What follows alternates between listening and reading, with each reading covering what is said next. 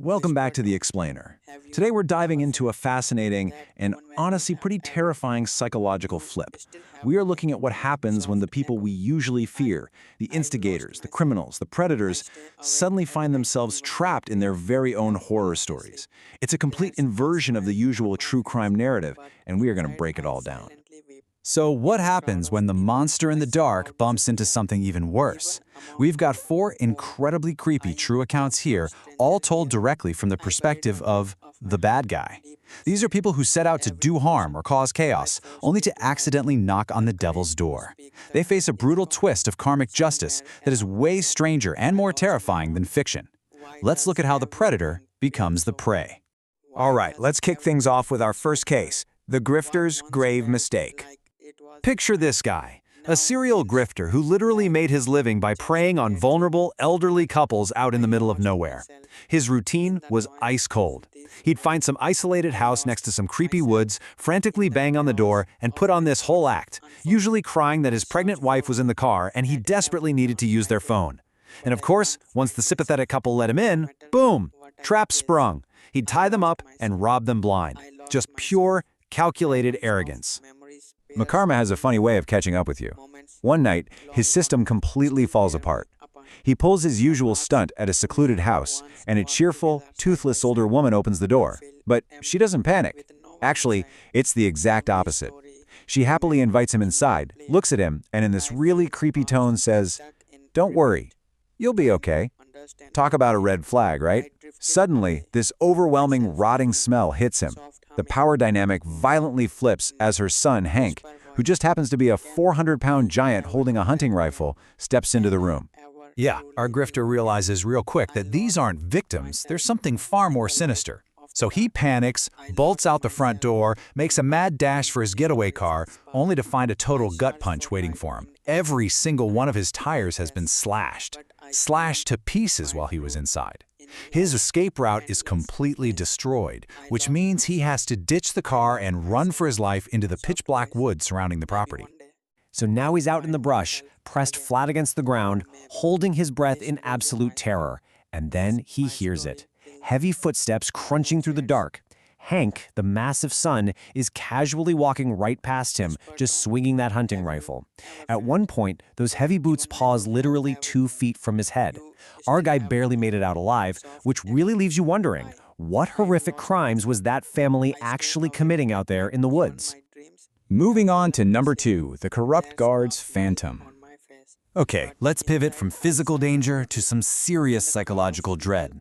We've got an overnight security guard at a strip mall who thought he was basically untouchable. He had the keys to the kingdom and absolutely zero supervision. He methodically exploited his position, spending weeks mapping out every single blind spot for the security cameras. He'd literally test these spots by doing stupid dance moves, then check the tapes later to make sure he was totally invisible.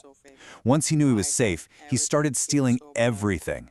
Cheap t-shirts, expensive sneakers, you name it, never leaving a digital trace. While his arrogant little crime spree shattered one night at 3 a.m.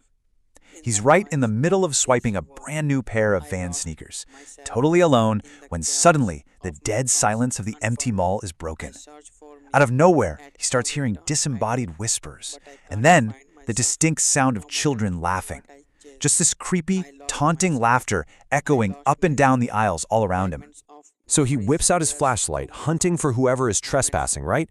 He catches a glimpse of a small, shadowy figure waving at him from the far end of an aisle. He chases after it, but the figure just vanishes. And then, the absolute most terrifying thing happens. From the darkness, an unseen entity clearly whispers his real, full name. This wasn't some random prank. Whatever was in there knew exactly who he was. It sent him sprinting back to the security office in pure panic, still clutching those stolen Vans. But here is the truly chilling discrepancy. The next day, when the guard frantically pulls up the security footage hoping to catch the intruders, the tapes show absolutely nothing. Zero. No kids, no shadows. Just crystal clear footage of a terrified man waving a flashlight around and screaming at empty air. He ultimately quit right after that, forced out by an entity that policed that mall a whole lot better than he ever did. Let's dive into our third case, stalking the stalker. This one is a wild ride where a dark obsession gets flipped right back on the perpetrator. We have a socially awkward college student who develops this intense, totally unhealthy infatuation with a classmate named Emily. What starts as regular old cyberstalking quickly escalates. He uses her phone number to track down her home address, and then he crosses a massive line. He starts parking outside her bedroom window at night just to watch her.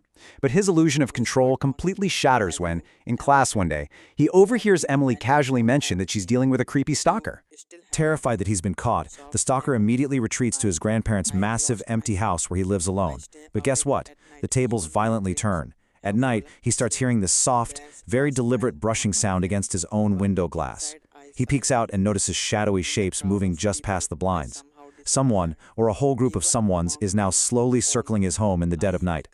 He is absolutely petrified. He spends days plunged in darkness, cowering in his bed with all the lights off. The climax hits when someone just starts aggressively spamming his doorbell, ding, ding, ding, over and over. He creeps downstairs to listen, and a voice from the other side doesn't ask to come in. It commands him, with this terrifying deadpan authority. Open the door. He was so paralyzed by fear that he eventually had to flee his own home, experiencing the exact suffocating terror he had been inflicting on Emily. Which brings us to our fourth and final case, the reverse thief's karma. This might honestly be the most deeply unsettling psychological horror we've got. It's about a guy who invaded homes, but not for financial gain. He did it purely for the twisted thrill of it. He dubbed himself a reverse thief. He would stalk people, wait for them to leave, and break in just to secretly leave bizarre things behind to mess with their heads. Like, one time he left a bright pink hair tie and an eyeshadow pencil in a married couple's bathroom. Then, he literally hid in the bushes outside just to listen to the inevitable explosive fight it caused when they got home. He just relished the chaos he secretly orchestrated from the shadows. Well, the predator finally became the prey when he came back to his own perfectly locked home one day, only to find a single yellow flower sitting on his kitchen counter. Next to it was a note that just said, "We know it was you." And the escalation was incredibly fast. The very next afternoon, he finds a dead bird and a new note reading, "We're coming for you." Someone had completely bypassed his locks and successfully breached his own sanctuary. So after discovering these horrific notes, he's hastily packing a bag to get out of there when he hears a noise. He sneaks over to the basement door and listens. Coming up through the vents, he can clearly hear muffled voices and the distinct sound of someone shuffling around down in his basement.